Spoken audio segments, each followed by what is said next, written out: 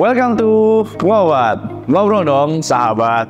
Oke teman-teman, episode kali ini kita kedatangan tamu sangat spesial karena kenapa? Kita ada di salah satu sektor bisnis yang dimiliki mentor gue ini. Dia itu adalah seorang angel investor dan tentunya entrepreneur sejati. Siapa dia?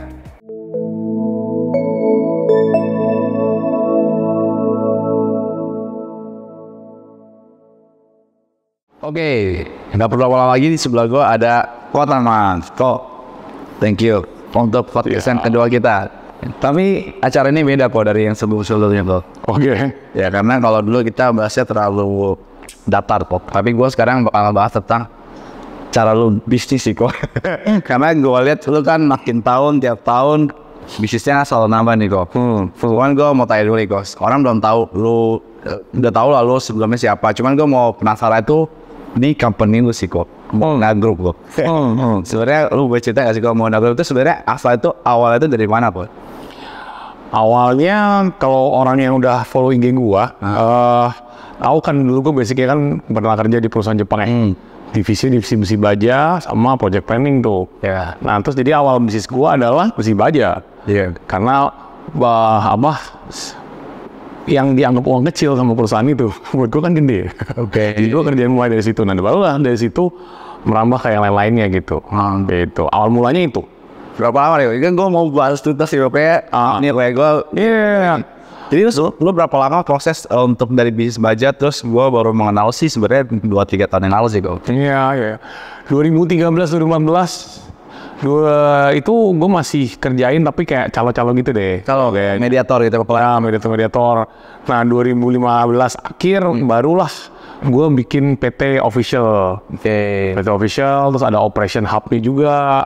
Pertama itu kita di Makassar tuh. Nah udah dari situ ya intinya ini ya, perusahaannya berkembang, ngumpulin budget, ngumpulin profit, ngumpulin capital sampai 2018-an. Nah baru deh tuh kita mulai investment di sini, beli aset ini, beli aset sana gitu. Karena kita pikir ini udah lumayan nih, udah jalan normal. Terus kita juga belum ada beban untuk beli aset gitu ya. Jadi waktu itu ya udah kita beli-beliin deh dari capital yang kita udah punya gitu. Jadi ya kurang lebih 4-5 tahun lain nabung buat 4-5 tahun buat investment sana sini gitu. Tapi cepet banget sih kok. Nah, terus yang kedua berarti kan gue juga settle nih kok. Lo bisnis tendon nih kok ya. Itu Pak of the Mauna atau William? Pak of the Mauna oleh. Ya. Untuk melengkapi kok. Ya untuk melengkapi intinya kan gue kan mulai besi baja, terus gue akhirnya masuk ke distribusi bahan bangunan tuh. Jadi bukan besi baja aja, sekarang gue banyak variety-nya gitu. Ibaratnya mungkin kalau Mitra 10 tuh kan mereka jualnya kan ke end user banget nih ya, orang-orang ini. Nah kalau gue tuh masih jualnya tuh satu level di atasnya end user, lebih ke toko-toko kecil gitu. Nah, atau enggak mungkin kontraktor-kontraktor, aplikator-aplikator. Nah jadi gue lebih jual-jual bahan-bahan bangunan in general, tapi tetap masih utama itu besi baja. Nah tandon ini adalah satu item yang lumayan high demand, terus investmentnya nggak terlalu gede, marginnya lumayan gitu. Jadi gue masuk di situ jadi buat nambahin margin gue, intinya gitu. I see, gila banget ya. Terus gue kalau misalkan kayak kita baru mulai bisnis kok, ya kan? Kalau awalnya fokusnya kan di besi dong kok. Gue juga pribadi kan gue punya toko besi kok ya. Lo mungkin bisa kenal. Nah, gue cuma mau nanya sih kok. Lo bisa mendesain ketika lo mau diversifikasi itu pada saat kapan kok? Ketika gue lihat di besi gue pertumbuhannya growth itu udah mulai melambat tuh ya. Berarti kan potensial di kota itu kan udah mulai hampir habis nih. Makanya waktu itu juga gue kembanginnya waktu itu ke Palu, terus ada sekarang di Kendari juga. Terus kita ada trading juga di Jakarta. Nah dari surplus-surplusnya itu kan kita berasa nih ada uang yang capitalnya nggak keputar nih. Nah inilah yang kita ambil buat investment sini, investment sana gitu. Kayak gitu. I see. Pretty basic sih, nggak ada kayak ngomong siapin portfolio, berapa persen sini, berapa persen sana, bla bla bla gitu. Waktu pas lagi 2012, gue belum kepikiran sampai sana. Baru hari ini kalau hari ini lebih oke lah, lebih rapi lah. Kita mau ada budgetnya, kalau lebih sekian masuk mana gitu kan, gitu. Nah, I see. Nah, ini sih kok. Yang gue mau nanya, lo ini agak mending sih kok. Kan itu bagus sih. Kita sekarang kayak tempat fitness sih. Ini ceritanya gimana kok? Jadi kalau ini bisnis yang berangkatnya dari hobi. Karena gue hobi olahraga gitu kan. Terus gue pikir waktu itu gue butuh office, tapi gue butuh office nggak gede-gede banget. Kebetulan gue ada ada tempat gitu ya lumayan gede, tapi gue nggak pakai lantai atasnya gitu kan, kayak di sini gue nggak pakai lantai atasnya, ya jadinya lantai atasnya gue pikir buat apa ya, daripada kosong, jadi lah gue buat yang gue suka aja, jadi toh kalau gue kantor sini gue bisa olahraga gratis kan gitu. Oh, dari hobi. Gue bikin bakal kayak gede kok. Awalnya sih sebenarnya dulu waktu pas lagi 2019, kan gue bikin 2019 ya. Iya. 2019 tuh lagi ngetren juga nih olahraga hit kayak gini-gini kan. Nah, terus makanya gue juga bikin. Sebenarnya gue udah olahraga kayak hit gini tuh dari 2017 waktu itu. Oke. Ya, dan nanti terus terus di tempat lain, tapi itu 2018 mulai makin intens di situ karena olahraga ini tuh kan enaknya gini. Lu kalau nge-gym mau buang kalori tuh banyak ngobrolnya ini itu kan. Community time lu tuh bisa 2-3 jam gitu. Lu main futsal juga 2 jam gitu kan. Sebelum main futsal 15 menit datang, setelah main futsal setengah jam istirahat, udah 3 jam juga tuh community time. Kalau ini kan lu datang just in time sebelum kelasnya mulai udah pakai baju olahraga, lu naik ke atas buang olahraga, buang kalori 300 sampai 500 kalori, 1 jam efektif pulang, udah beres mandi di rumah. Nah, jadi gue sukanya olahraga ini tuh gitu karena lumayan compatible sama jadwal gue sibuk gitu. Jadi gue mau buang kalori, gue mau naikin muscle atau gue mau naikin stamina, ya pokoknya 1 jam itu jatah gue, jadi efektif gitu. Makanya gue suka banget, makanya olahraga ini kan berkembang di tempat kota-kota gede gitu kan karena ya ini orang-orang yang nggak punya banyak waktu nih untuk buang waktu di situ lama-lama gitu kan. Sehat ya kok ya? Iya, mau sehat tapi nggak mau buang waktu gitu kan. Ya ini cocoknya gitu. Makanya kan akhirnya di sini juga banyak kan juga orang-orang kerja yang udah umur 30-an. Main 20-an mungkin masih suka itu nge-gym yang lama-lama yang spend waktu lama di gym. Kalau nggak mungkin olahraganya itu lebih kayak futsal, basket gitu kan. Yang bisa spend waktunya lama gitu kan. Menarik kok sih. Nah kok, gue mau dong kalau orang nanya tips kok. Sebenarnya sekarang kalau bisnis konvensional masih worth it gak sih kok? Masih worth it dong. Jadi kemarin kalau menurut gue ya, pas lagi 2020 gue kan super parno tuh kan lihat ini kok perkembangan tech kayak orang gila gini ya, gila. Ini semua bisa jadi disruption banget nih di mana-mana gitu kan, semua bisnis yang konvensional, yang old fashion ini bakal habis-habisan gitu. Nah tapi ternyata begitu setelah COVID 2022-2023 ini kelihatan semua balik lagi pas kayak dulu pas belum COVID gitu. Berarti mundur dong? Tidak mundur tapi enggak. At least kan lu kalau misalnya perubahan bisnis ya, itu kan ada early adoption ya. Ini early adoptionnya kan udah nih stage-nya ini kalau menurut gua ya. Terus lu udah adoption, terus udah belajar. Nah cuman mungkin kan untuk jadi lifestyle-nya, untuk jadi habitnya ini belum nih di Indonesia kayaknya ya kan, karena orang lebih prefer lebih prefer yang the old fashion way lah gitu mungkin ya. Makanya jadi sekarang ada balik lagi nih ke cara dulu. Tapi ya kita lihat juga sih misalnya kayak pembayaran sekarang udah kemana-mana QRIS kan. Terus kan di situ juga udah berubah. Even nyokap gue nggak aja udah bisa pakai QRIS sekarang. Udah bisa main Instagram lagi. Sejak lagi COVID gini jadi ngerti Instagram gitu kan. Nah jadi kan maksudnya ada perubahan, cuma memang belum signifikan dan belum diadopsi sama semuanya gitu kan. Nah cuman kelihatan juga nih ternyata yang lagi masa-masa COVID kemarin gitu yang bangun-bangun bisnis semua itu rata-rata tuh mereka juga nggak punya fondasi kuat gitu. Cepat gede, cepat hilang juga akhirnya gitu. Banyak tuh yang gue liatin kayak gitu kan. Dan banyak juga fondasi-fondasi yang kayak startup tech gitu-gitu. Mereka berangkatnya kan dari bakar-bakar uang ya. Gitu. Jadi kelihatan kan begitu bisnisnya dituntut untuk normal atau enggak pas marketnya udah menciut nih. Mereka habis nih di sini nih karena growth matrix mereka yang tadi cuma pakai GMV doang, GMV-nya kan turun nih, nggak bisa mau kemana, mau ngajar GMV gimana kalau lagi marketnya lagi shrinking kayak gini kan. Makanya akhirnya mereka dipaksa untuk profitable, tapi akhirnya malah mati akhirnya karena mereka nggak ngerti, they don't know how to do it gitu. They expanded so fast and so much gitu kan, tapi akhirnya mereka nggak ngerti cara regulate company sendiri supaya bisa profitable gitu kan. I see. Gitu. Makanya jadi gue lihat ya oke, tapi pertumbuhannya oke, terus juga maksudnya early adoption-nya juga lumayan, cuman akhirnya pas untuk pengembangannya itu ya ternyata nih orang-orang yang belum pengalaman semua akhirnya kan pada ajur semua kan satu-satu. Benar. Sedangkan kalau yang old fashion way business udah dibangun dari kapan gitu kan, udah belasan tahun, bertahun-tahun atau bahkan puluhan tahun lalu gitu kan, jadi mereka tetap surviving sekarang gitu. Nah terus gue mau kok dari undang pondasi kan kok ya. Kan gue boleh kalau orang nanya nih kok ya sebenarnya orang nanya, kok gue mau bisnis nih ya kan, menurut tadi masih dendam oke bisnis. Terus gue nanya, menurut sih sekarang nih kok ya yang mungkin bisnis untuk long term, kira-kira itu apa kok? Dan pondasi menurut tuh supaya enggak gagal gimana kok? Bisnis yang long term dan fondasi supaya gagal. Kalau bisnis sektor apa bagian apa? Kalau misalnya orang nanya nih kayak misalkan udah mulai kayak gue gini kok pengen bisnis gitu kan, tapi orang pada bingung gue sih adakan bisnis mau apa gitu kan.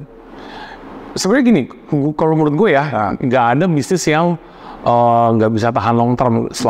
Semua bisnis tuh bisa tahan lama kalau lu mau ikut perkembangan zaman gitu. Misalnya let's say gini ya, kalau kita ngomong bisnis makanan gitu ya, ayam sama nasi, orang Indonesia tuh semua makan ayam sama nasi gitu kan. Itu makanan pokok kita gitu, nggak mungkin. Kayak dulu ada beberapa brand sama beberapa orang inilah yang lumayan punya influence, mereka katanya mau menggantikan ayam dengan sapi. Bullshit menurut gue, karena sapi mahal. Orang Indonesia belum bisa makan sapi tiap hari gitu kan. Dan ayam itu udah jadi darah daging kita gitu, ayam sama nasi gitu kan. Nah cuma kan sebenarnya itu di industri nggak bakal mati, cuman berevolusi gitu. Kalau lu lihat zaman dulu mungkin ada ayam goreng misalnya, aduh gue nyebut nama ntar gue bilang sekarang nggak sukses lagi, ntar gue kena ITE. Cuman zaman dulu ada ayam goreng apa gitu kan. Nah terus kan berubah tuh, dia berubah jadi yang lebih yang lebih modern sedikit gitu ya, kayak Teko-Leko gitu kan. Which is Teko-Leko juga masih lumayan sekarang gitu. Tapi yang ayam goreng apa ini udah pada mau mampu semua. Yang nggak akan dengeran namanya juga udah banyak gitu, udah pada hilang gitu kan. Nah terus dari Teko-Leko ini kan sekarang berubah lagi bentuknya, evolusi lagi jadi sambal bakar. Iya kan? Nah jadi kan sebenarnya yang lu usaha itu sebenarnya masih ayam sama nasi sama sambal. Ya, cuman kan bentuknya itu evolusi. Nah kalau misalnya lu nggak bisa lihat perjalanan ya, lu nggak bisa ikutin zaman ya lu mati di situ. Tapi menurut gue semua bisnis pun begitu juga. Kalau misalnya, let's say kayak semua bisa dibilang misalnya private equity yang mereka banyak invest di batu bara. Tapi kalau lu sekarang lihat private equity yang udah lebih maju lagi nih, mereka sekarang investasi di hydrogen, power source, udah nggak di batu bara lagi sekarang mereka investmentnya gitu. Jadi mereka juga udah ngeliat nih, lebih nikel malah udah lewat dari situ sekarang mereka itu tahu. Iya, mereka tuh udah mulai cari itu teknologi yang hydrogen punya. Jadi untuk sebenarnya kayak mobil pakai hydrogen yang kemarin sempat viral, yang teknologi ini dijual ke Ferrari, itu kan teknologi udah lama bro. Zaman gue waktu pas di company gue yang dulu ya, itu owner perusahaan gue nih, si Mr. Toyoda, dan dia udah bilang future-nya itu tuh bukan yang mobil listrik, adalah hydrogen future-nya. Gitu, karena hydrogen itu satu-satunya sumber energi yang nggak bisa corrupted atau pasti transport. Karena kalau listrik itu lu generate di sini 1000, nyampe sana nggak nyampe 1000, udah nggak 1000 lagi karena udah ada jaraknya. Udah ada jarak, terus akhirnya dia turun dayanya gitu. Makanya harus ada generator lagi biar dia naikin lagi dayanya gitu kan. Nah jadi kan gitu. Jadi itu sebenarnya teknologi lama, semua orang tuh udah tahu, cuman memang belum dikencengin juga. Dan juga ada masalah soal safety. Misalnya ini kalau bisa di tangan teroris, ini kan hydrogen ini bisa jadi bom gitu. Jadi yang kayak gitu-gitunya nih masih jadi pertimbangan memang, jadi masih belum terlalu dikembangin gitu loh. Tapi kan intinya semua bisnis tuh berevolusi terus gitu loh. Ya lu usaha mobil kemarin pakai goes, terus jadi naik pakai motor, pakai bensin, terus pakai listrik, terus pakai hidrogen. Kan kalau selama lu bisa terus ikutin eranya, ya lu bisa survive gitu. Tapi kalau lu nggak bisa ikutin eranya, lu mati lah gitu. I see. Berarti harus kita ikutin ya kok ya. Nah kok kan gue kenal lo kan waktu itu kan kita kalau nggak salah ikut seminar yang mining tuh ya. Terus gue kalau nggak salah tuh gue lagi genjar-genjar nasi uduk nasi goreng gue. Karena lo jadi kang es krim gimana tuh? Gue mengikuti perkembangan lo, gue berevolusi juga nih gue. Gimana bang? Ceritanya gini, awal tahun tuh gue pengen invest lah, gue pengen beli satu brand franchise es krim yang kita kenal ya, paling banyak di mana-mana tuh. Nah terus gue cari kan linknya gitu kan untuk bisa buka gitu, manajemennya lah intinya. Terus gue dibalas sama automatic reply kan, atau enggak bot gitulah. Terus dibilang ada inilah prosedurnya, sama nih kalau memang lu niat tanggal segini, hari segini, jam segini, lu datang Zoom gitu. Oke, terus gue nanya, gue nggak bisa nih tanggal segitu gimana ya? Dibalas lagi sama bot. Bukan jawaban orang. Jadi gue bilang, ya udahlah, nanti gue coba atur waktu gimana caranya supaya bisa fit gitu kan. Meetingnya itu 1,5 jam. Terus gue masuk tuh udah 1,5 jam lah gitu. Pas gue masuk, ada 40 orang. Karena gue banyak pertanyaan, jadi gue langsung raise question, langsung raise hand gitu di Zoom-nya. Karena gue tahu nih pasti ngantri nih jawab pertanyaannya kan. Itu gue raise hand dari dari setengah jam pertama itu sampai selesai itu gue nggak dijawab sama sekali. Antrinya tuh udah kepanjangan soalnya. Dan akhirnya pun di at the end of presentation tuh dibilang yang udah punya tempat nanti janjian sama sama tim survei kita, bla bla bla gini gitu. Intinya harus punya tempat lah gitu. Terus gue bilang, ini gue kalau punya store gue ada masalah, gue minta tolong sama robot berarti gitu. Gimana nih gue bilang gitu kan. Jadi ini gue udah keluar uang 700 juta buat dia doang nih. Terus gue nggak dibantuin sama brandnya, mati dong gue pikir kan. Kalau kayak gitu kan, nggak mau lah gue kalau kayak gini caranya, ngapain gue buka buang-buang gitu. Terus gue pikir dengan 700 juta mendingan gue R&D sendiri, gue bikin brand sendiri gitu kan. Uangnya juga nggak nyampe 700 juta kan. Akhirnya 2-3 bulan lah gue R&D tuh, bikin es krim, bikin minuman, bla bla bla. Ya akhirnya bikin brand sendiri, akhirnya jadi gitu. Itu berangkat dari ini sih, kekesalan. Iya, pay by ini kayak. Tapi ya yang itu yang lo gagal, menurut kita apa? Yang membuat lo gagal gara-gara apa? Apakah efek sektornya? Apakah lo itu kan gue kan berbisnis kan banyak partner kok kan kayak itu. Tips yang untuk supaya orang gak gagal bisnis kok dari kegagalan lo apa? Kalau dari kegagalan gue yang gue alamin ya, kegagalan kan banyak ya macam-macamnya ya. Kalau yang dari gue alamin tuh selalu masalah sama partner gue sih. Ya jadi di awal kita udah committed, oke, lu bagian ini, gue bagian ini ya. Dan gue udah bilang, gue udah expect mereka untuk ngerjain bagian itu karena gue udah percaya mereka tuh udah sangat ahli di bidangnya itu gitu. Nah, ketika mereka bullshit, akhirnya pas proses tuh gue tahu jadinya. Nah, jadi gue tuh berusaha memperbaikin mereka, tapi kalau misalnya mereka nggak ada effort juga, ternyata mereka juga nggak sebagus yang mereka bilang gitu, ya akhirnya progresnya nggak sesuai. Kalau manage-nya susah, ya minus ya mau gimana kalau dilanjutin terus gitu kan. Berarti cut loss kok itu kayak gitu. Kalau itu hitungannya harus cut loss. Aja cut loss sih, kapan kita tahu harus cut loss kok? Kadang-kadang gitu kan. Ya kalau misalnya lu udah coba segala effort, tapi nggak ada ini ya, nggak ada hasil sama sekali ya gitu ya. Lu mau coba fixing kalau in case gue ya, lu mau coba fixing your partners, tapi mereka nggak bisa. Emang nggak punya mindset untuk berkembang gitu manusianya gitu kan. Dan kalau misalnya kondisinya sekarang kita mau coba apa untuk surviving aja udah nggak bisa, boro-boro kita nggak usah mikirin develop dulu ya. Kita ngomong surviving, kalau survivingnya udah setengah mati itu ya udah nggak bisa. Kita kemarin itu total hampir setahun itu gue bakar duit terus pakai duit gue pribadi buat surviving the business. Tapi ternyata ya ini anak my partner itu nggak terlalu, maksudnya dia nggak ada mentality untuk untuk improve gitu, develop gitu ya. Jadi gue pikir ini ngapain gue terusin lagi, udah kayak gini gitu kan, ya udah bayar aja lah gitu. Berarti person apa ya, partner apa ya? Kalau di case gue selalu wrong partner. Tapi sektor nggak bermasalah kok. Sektor sebenarnya ada satu yang gue telat masuk, which is akhirnya juga nggak terlalu bagus. Cuman gue masih expecting nanti ada masanya lagi dia masih bisa bagus. Di situ partnernya oke, ya udah gue sekarang surviving aja. By the time gue saatnya keluar, gue keluar gitu. Sekarang gue maintain dulu aja gitu. Jadi supaya bisnisnya masih tetap jalan run, tapi hibernation mode, nggak terlalu yang heboh sana sini. Tapi nanti by the time the right timing kita keluar nanti gitu. I see. Nah kok ini terakhir sih kok pertanyaan.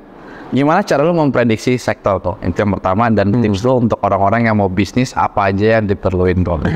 Sebenarnya gini ya, kalau gue tuh lebih ke kan orang tipe riset macam-macam ya. Ada orang yang super data analytics banget nih. Dia belajarin makro, belajarin mikro, bla bla bla gitu kan. Kalau gue tuh lebih ke ngobrol sama orang nih. Kira-kira gue punya appetite apa? Terus gue ngobrol nih sama orang. Dari yang gue ngobrol sama dia, gue dapat info apa, gue coba riset sendiri habis itu gitu. Kalau menurut gue works, gue coba small project. Kalau oke, gue coba bikin project gitu. Kayak misalnya gue lagi ada ngembangin properti ini di Bali kan. Pertama gue udah masuk, terus kecil-kecil lah, cuma bangun 2-3 biji doang. Nah sekarang ini gue lagi mau coba bangun lebih banyak lagi gitu. Dan karena gue lihat, yang kemarin 2-3 biji, easy to manage, easy to sell juga nih kayaknya, easy to build juga gitu kan. Nah, makanya gue mau coba lagi ini gitu, kayak gitu sih. Kurang lebih, tapi info itu pun gue dapat juga dari teman gue, memang udah cemburu di sana gitu.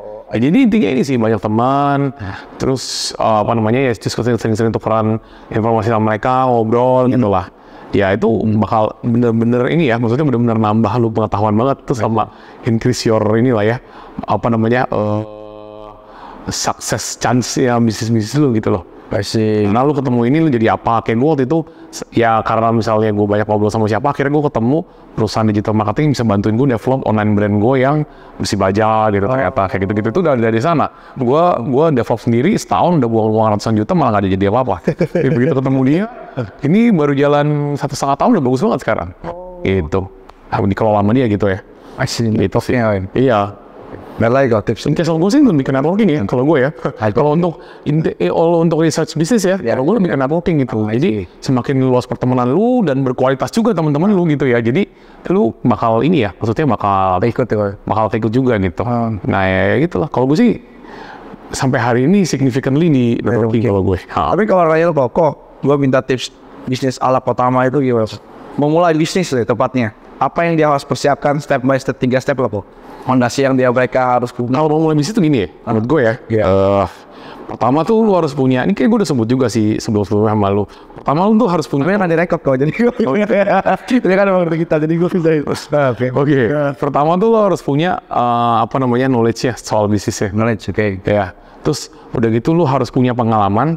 Ya. Terus lu harus punya apa ya kita sebutnya kalau ini ya. Lebih ke koneksinya lah. Koneksi. Ya. Networking. Itu 3. Berarti butuh orang dalam juga, Wak. Ya, makanya gue butuh partner kan, yang lebih ngerti industrinya kan. Kita masuk ke industri ya, itu gampang. Cuman kita butuh orang untuk runnernya yang punya koneksi dalamnya itu. Nah, jadi gue bisa coba arahin mereka orang-orang ini untuk coba ini, coba itu. Tapi gue butuh dia juga punya akses ke dunia itu kan. Makanya gue butuh koneksinya itu juga. Makanya gue selalu ada partner tuh karena gue butuh orang yang punya koneksi dalam dunia tersebut gitu. Nah, terus yang keempat ini terserah kalian, cuma kalau menurut gue ini rasa bersyukur ya.